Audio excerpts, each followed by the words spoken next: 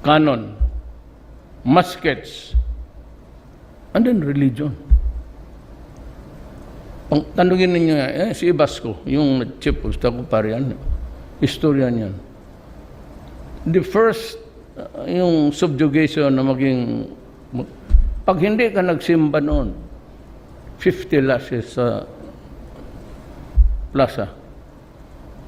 50 lashes. At lahat noon magdala ng itlog, pati mga, yung offertory, yun na yan. Doon malaki ang kita ng mga pari. All in the name of religion. Kaya kung ako ang buhay noon, yung mga pari kayo. Bitayin ko kayo. Kaya that's, yung Negros, it's feudal yan. Ang sakit niyan, malalim ang tama niya.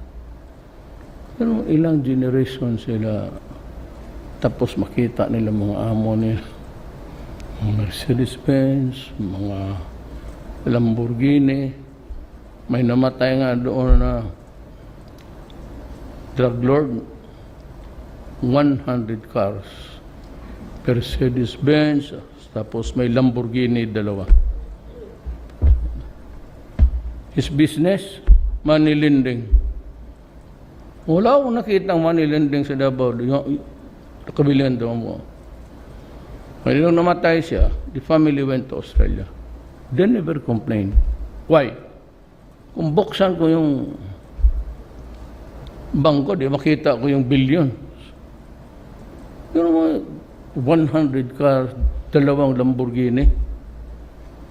Kaya itong hard hit also is sabi ko sa pulis, busin na natin para matapos na. And I will take full responsibility for it. It's my job to clean my country. Ngayon, if I can do it, pakiusap, okay. Pag ayaw mo, di.